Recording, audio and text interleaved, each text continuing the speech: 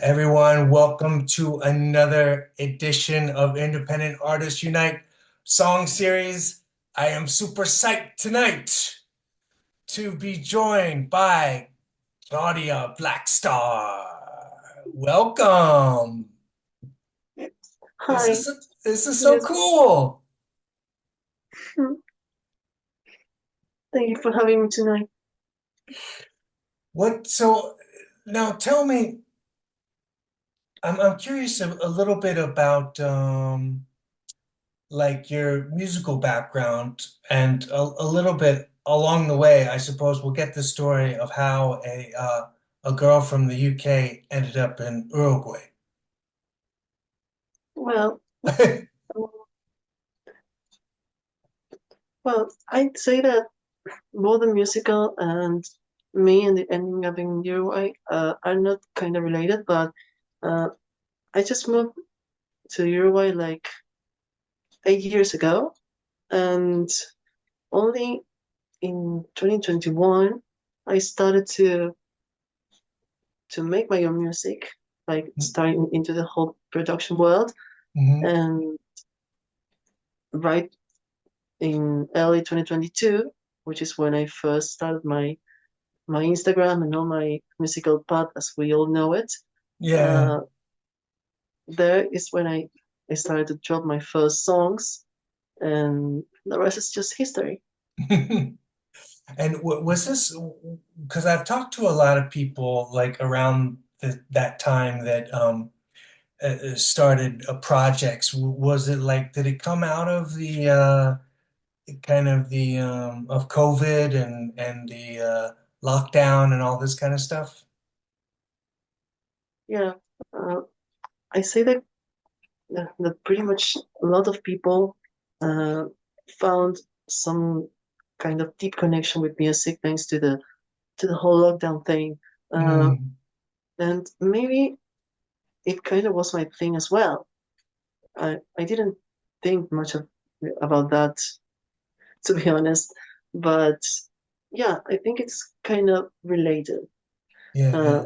the need to express myself in a way that I wasn't allowed back then with all the COVID situation, and yeah, since I have a deep connection with music, uh, I was listening to music my whole life.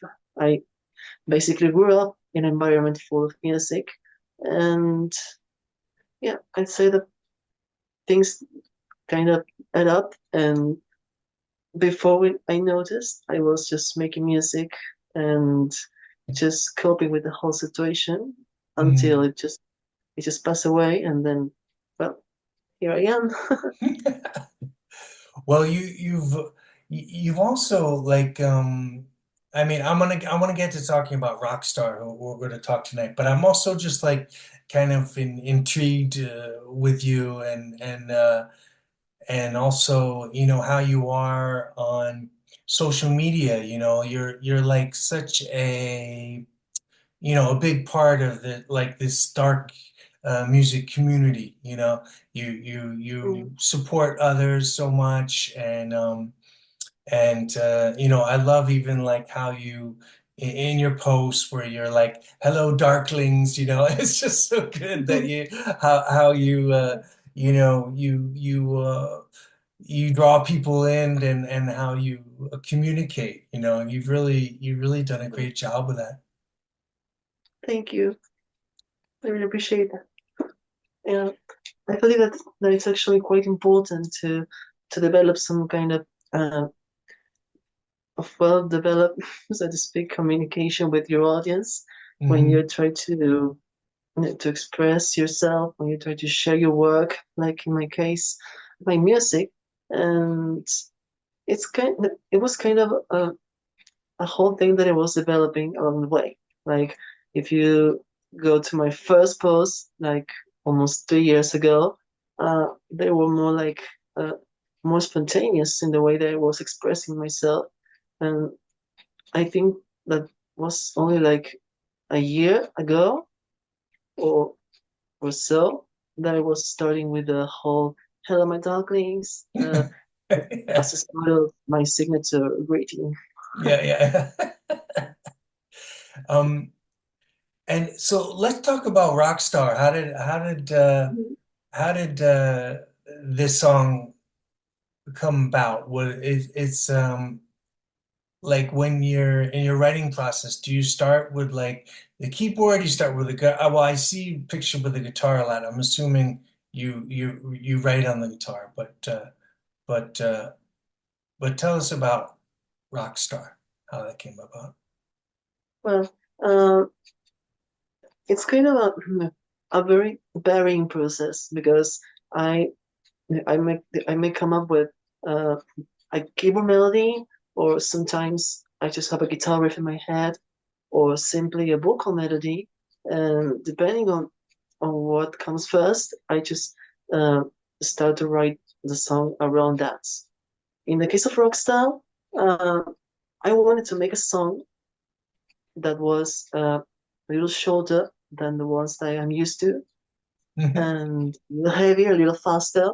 So I said, okay, I need to grab my guitar and just come up with some catchy riff, some kind of strong, heavy riff, even though I'm not kind of used to it. I'm more Hmm. like the kind of clean guitar playing. And yeah, I'd say like with Vampire, I reached something like halfway there between my clean playing and something a little heavier, but Rockstar is actually full heaviness. And Yeah. I wanted to, yeah, and I wanted um to have like a little alternative rock influences on it, connecting with my teenage roots when I was listening to a lot of alternative music. And Hmm. there was a time when I was actually listening to plenty of Paramore, and especially the first albums. And then I said I could use some of this for my song. They had like this, you know, this kind of rebel attitude in their first albums, this like punk rock attitude with Hmm. some of the touches, and I I kind of took some of that to my song, that I was conveniently writing a sort of rant with my lyrics, because it's kind of a song that is focusing on this whole image of the rock star when when they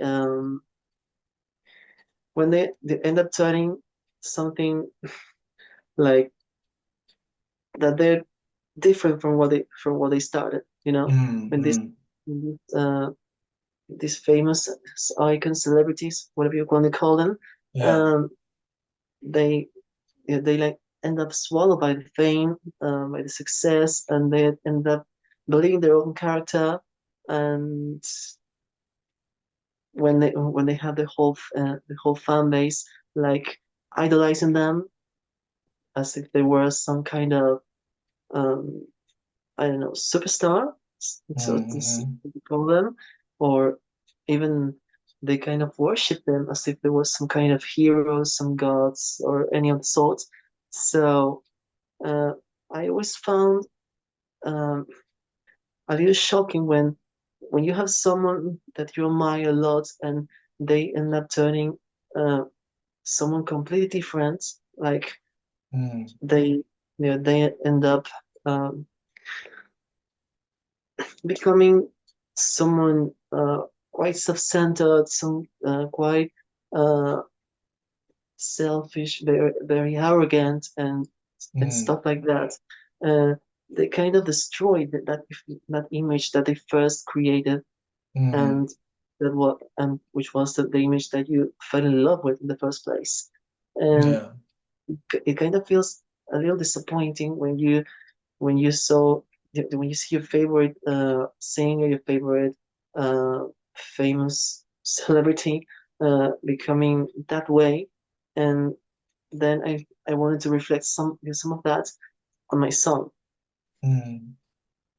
like in the first half, like portraying that perfect image, that they create, and then on the second half, focusing more on how they are now when Mm, they become like a shadow of the former self.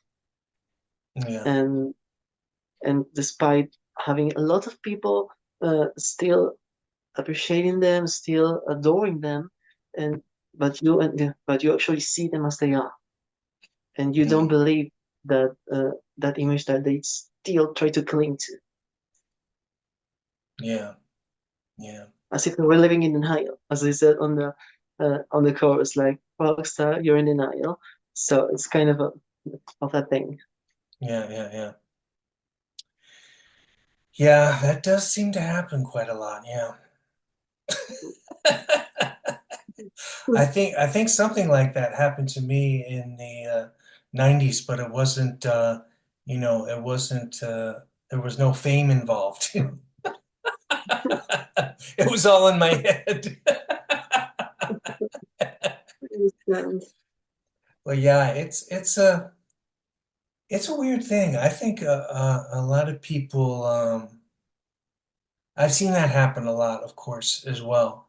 And always feel like that people are so hungry for something, the attention, or they think that this is going to give them something. And then once they get there, they realize that it's like that. This is it, and then come alcohol and drugs and yeah, just to I feel like it's kind of like a grieving process or something crazy like that because it's like you yes, think you're gonna find they think they're gonna find something that they never do. yes, totally. The ones Uh, that really get lost.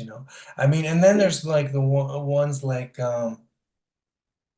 Robert Smith or something. You see him interviewed and he just seems like as kind and down to earth as ever. yeah, Maybe even yeah, more so now. So it's like it's yeah, it's interesting. I mean, yeah. what do you think? Why do you think some rock stars have that fall from grace and some don't? Well, that's an interesting question.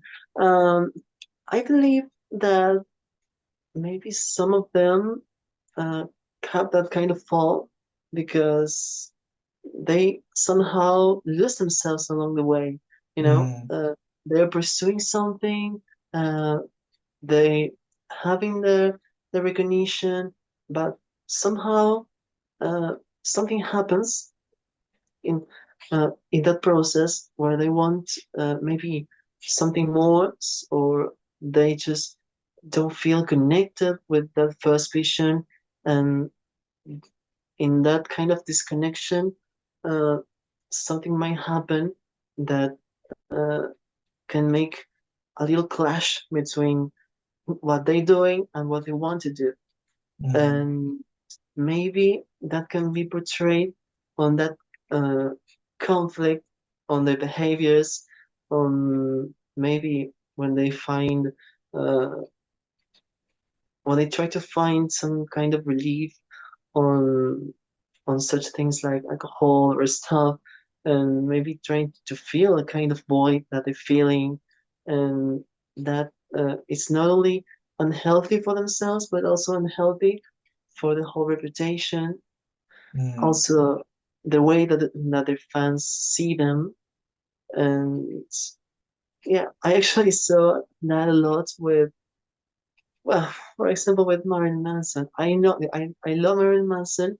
I've been mm, following his work for a long time, and mm, I saw him during this decadence period where he was having this kind of falls, mm, and which was also affecting some of his releases, and but I also they saw him like trying to come up back again, mm, and and with and with some ups and downs along the way until today. which he seems like healthy again. He seems back in shape. And if you see some recent concerts, it's like watching the 2003 Marilyn Manson, which is kind of uh, an amazing thing because he actually wanted to make an improvement and get rid of that uh, fallen idol image and actually trying to live up to his name and,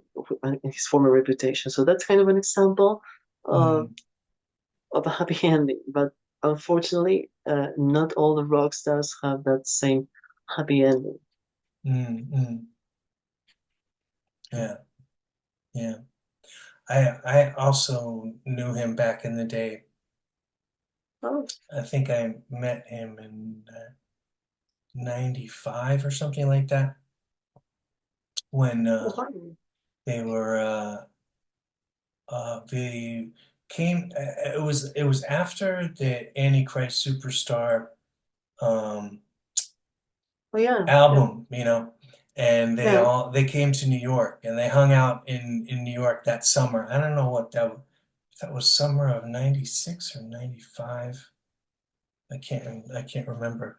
But um yeah, they were just hanging out in New York, I think, and just kind of soaking up um I think they were just kind of soaking up the city, and and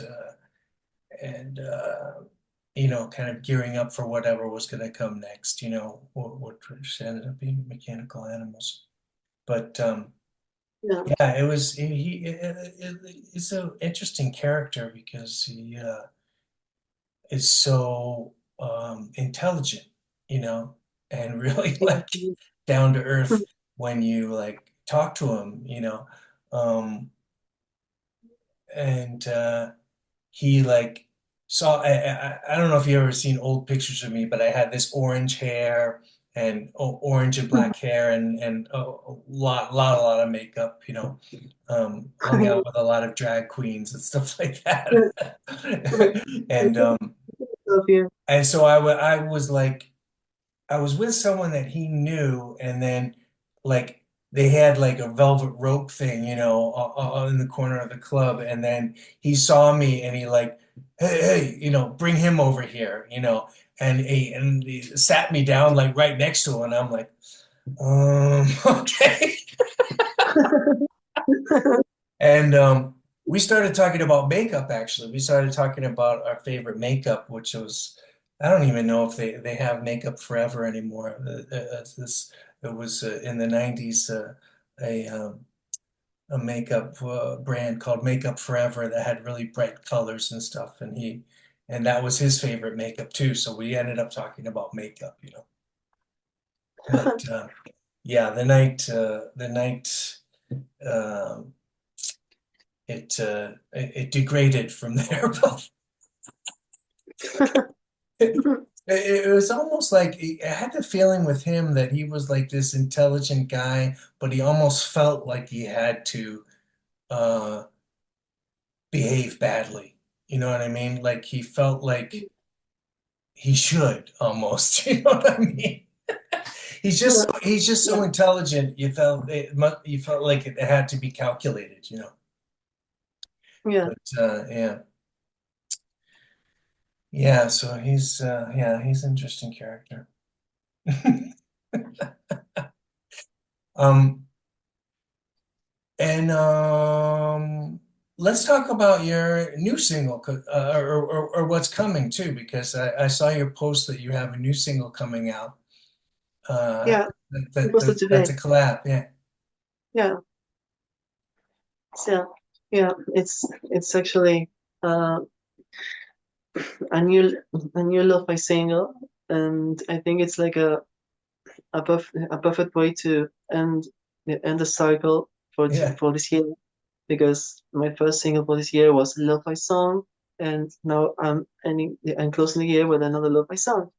But it's also a collab, as you said, and yeah, it's a song that I had in the works for a bit already, and I actually uh, wrote it back in the same time that I wrote After Hours, which was my previous lo-fi song. So they kind of have a similar vibe, similar sound, but they also have their differences. And and of course, this one has uh, this guy Quicknap's signature vibe as well. Mm. And how did you hook up with him? Was it just over Instagram or? Yeah, it was through Instagram, and we've been talking like for about a while already, and I don't remember when we first started. I think it was back in February, March. Uh, it was like by the same time that I created my newest playlist, which is the Sin Lovers playlist. It was around that date, Mm, and I started yeah, to talk with him and with a few other artists from the community that are related to that playlist as well. Uh, we were part of a small group that wanted to push each other with um, including our songs in the playlist that we created. Uh, mm, I don't remember why was that that initiative happened, but yeah, it was since then. yeah. Well, I'm looking forward to that one. And yeah, I just want to thank you again personally for how supportive you are of other artists. I think it's really cool. And and thank you for supporting my music and telling people to follow me and all that stuff. It really is it's I mean I try to do the same thing myself and I feel like it's you know I've learned from like examples of artists like yourself Oh, that are so um, yeah, kind of supportive of the community, you know, and because I do feel like there's enough there's enough room for all of us, and why shouldn't we all, you know, follow each other and stick together? And you know, I just love that vibe, and I think you're a big part of that, you know, in this dark music scene. So thank you. well, thank you as well. I just try my best. I, like many of us do. Just I just feel like I can do much more than just throwing my music out there, and so I want to give back to the community just as much support that that the one I receive, and it's like the best way I think that we can stick together and supporting each other, especially knowing that it's actually really hard to get hurt with how many artists are always coming out all the time, how Mm, many music is being put out there, and that makes it extremely hard for any of us to get hurt. Like some uh, some great being on playlists and having this many views and reaching this other milestone, and yeah, I think it's the best way to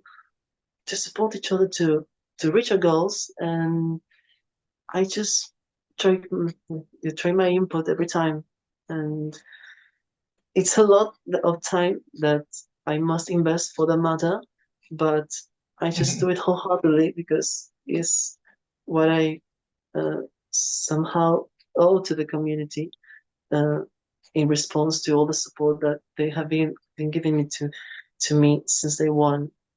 I actually never took for granted anything, and I always cherish and appreciate every single follower that I've been gathering so far. And mm, yeah, it's people that basically just put me where I am now, and mm, it's only sticking together uh, the way that we can actually accomplish our goals. mm. And I know that many people in the community just think the same way. Um, Yeah, yeah. Yeah, well, I think it's wonderful. And thank you for taking the time to do this today. I know you were doing a photo shoot and thank you for squeezing this in. And and And you look fabulous, by the way. So I'm sure I look forward Thank to seeing the rest of the photo shoot too. you. But thank you so much for doing this. And yeah, I'll see you over Instagram. Thank you. See Bye you. bye.